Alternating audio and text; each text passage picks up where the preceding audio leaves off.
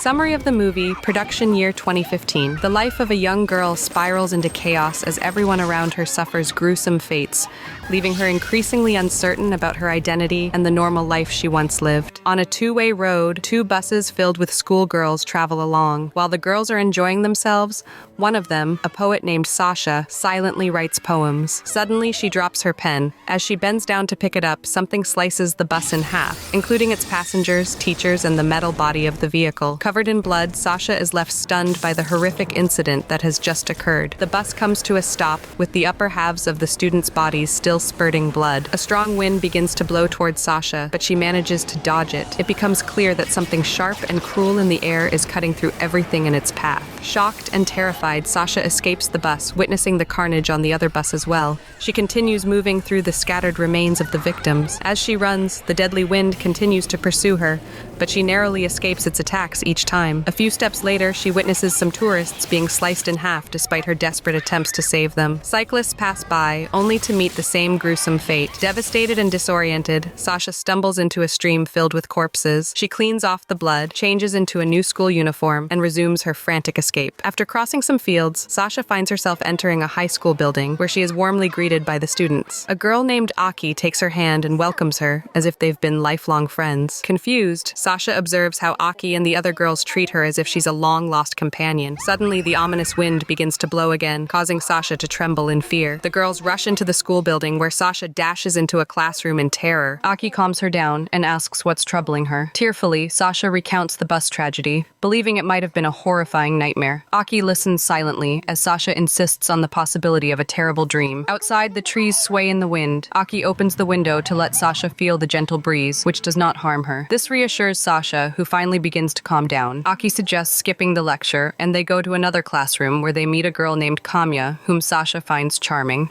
The story then shifts to another student named Makimachi, whose peculiar behavior catches everyone's attention. After a brief introduction, the four girls decide to skip class. However, a teacher catches them and questions Sasha about their disruptive behavior. The girls manage to evade her and run outside, feeling the joy of freedom as they race through the fields and into the woods. Holding Sasha's hand, Aki leads her toward a path that takes them to a serene lake. As they settle down to enjoy the peace and quiet, Aki shares Sasha's nightmare with the others. The group laughs it off lightheartedly, but Makimachi points out that it might be possible. She introduces the concept of parallel universes and explains how they could alter reality. She throws a stone into the lake, asking them to observe the ripples as they approach the edge. Suddenly, a massive crocodile appears and attacks them viciously. The beast lunges at Kamya and bites her legs, her screams echoing through the forest. In a moment of shock, they suddenly snap out of the scene. Makimachi remarks that such an event could also happen. Afterward, they find two pillows on the ground and begin playing with them, feathers flying everywhere, creating a magical atmosphere. Sasha notices a thin streak of blood on her finger. Suddenly, her gaze falls on a bride and her friend standing at the edge of the lake. Meanwhile,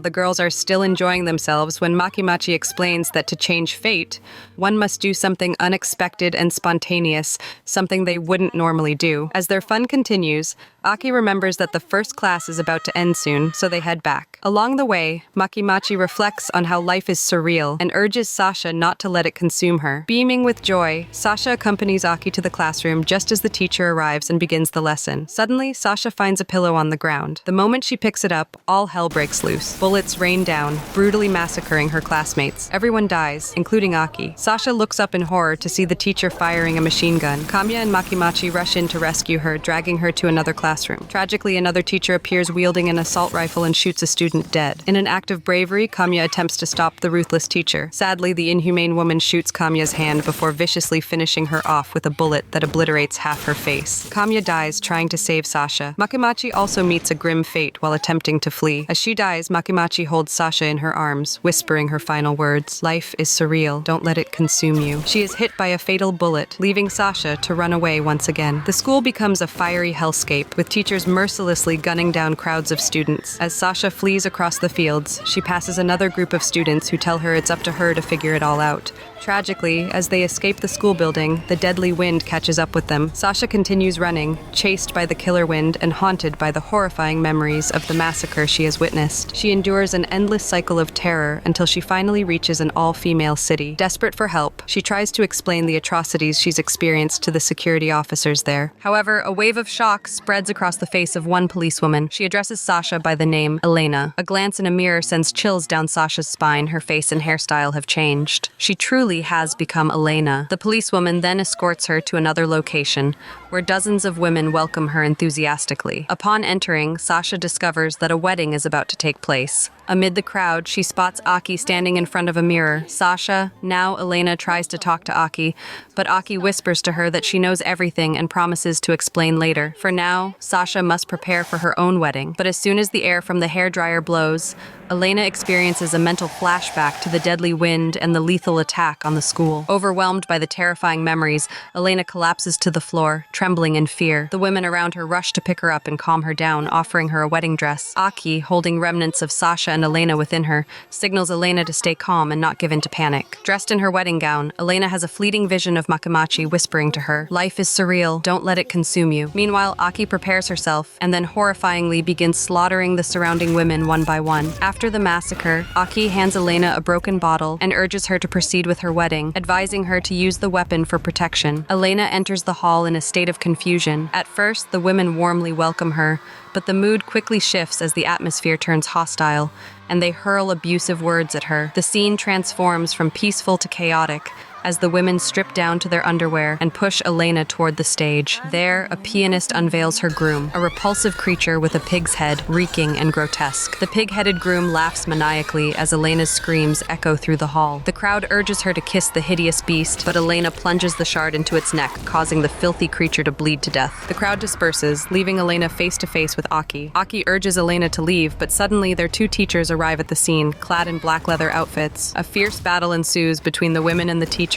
ending with the teachers' deaths at the hands of the girls. The women flee the scene, with Aki pushing Elena to run for her life in her wedding dress. Elena heads toward a bridge, where another woman greets her. At this point, Azumi, now under a new identity, arrives at a place resembling a marathon event. Looking into a mirror, she sees herself as an athlete dressed in white sportswear, her wedding dress now gone. Her friends welcome her and cheer her on to continue the race. The group sets off, the atmosphere filled with enthusiasm and cheers. Azumi recalls childhood memories of competing in relay races as she outpaces the other runners. Mental images of her childhood flash vividly as she races alongside her friends. Suddenly, Makimachi and Kamiya appear beside her, followed by Aki. As Azumi glances back, she sees her teachers, now bearing pig-like faces, chasing after them. Aki urges her to run faster, while her friends cheer her on to escape this world. Aki advises her to climb over the side fence. Azumi follows the instructions and disappears from sight, running through the forest until she reaches a large cave. As she peers inside, a girl in a school uniform emerges, pulling her into the darkness. Azumi finds herself surrounded by dozens of other girls, all standing submissively with their heads bowed. The girl who brought her there accuses her of being responsible for all the atrocities and pain they have suffered, declaring that she must die. She grabbed a blade and attacked Azumi, but Aki arrived at the last moment, saving Azumi and killing the girl before escaping. Aki urged Azumi to scream her real name over and over until she shouted, "I am Sasha." As she repeated the words, Azumi disappeared without a trace. Sasha returned to her actual self, realizing the truth of her situation. Aki revealed the solution. To escape the world they had been intentionally trapped in, Sasha needed to sever the cables inserted into Aki's arm. However, doing so would mean Aki's death. Through tears, Sasha gradually removed the cables, ripping through Aki's flesh in the process. Aki's body was torn in two,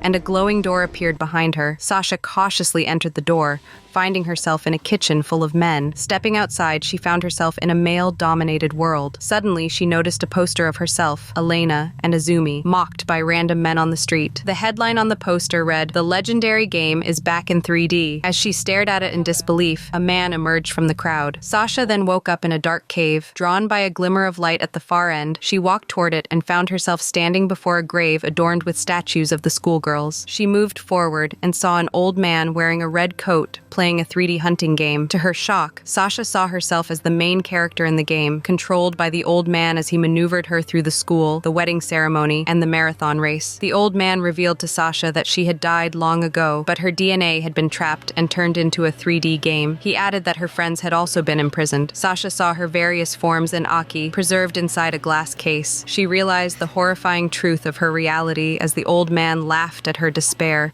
explaining that their DNA was being used purely for entertainment. Meanwhile, a man from the street entered, removed his clothes, and lay on a bed, signaling Sasha to join him as she stared at him suspiciously. The old man gleefully shouted that his final wish was about to come true. Helpless and vulnerable, Sasha stumbled toward the bed, noticing the pillow. Slowly, she lay beside the man, but suddenly, Makimachi's words echoed in her ears. This snapped her out of her daze. She overpowered the man and tried to strangle him. Ultimately, she grabbed the pillow and struck him repeatedly. Feathers turned red as she dealt with him. Afterward, Sasha approached the old man, seized his staff, and stabbed herself with its tip. Red feathers erupted from her body as she passed away, leaving the old man screaming in despair. The story then rewinds, showing repeated moments from Sasha's past. However, this time, she kills herself first in every scenario. On the bus, she stabs herself with a pen. At the wedding, she ends her life with a broken bottle. And finally, on the racetrack, Sasha meets her end as well. The final scene shows Sasha lying in an open, snowy field. She rises and walks away. Are you ready for the next movie? Subscribe to the channel to get notified when it's released. Don't forget to activate the notification bell. Thank you for watching, and I hope to see you in the next video. Thank you for watching.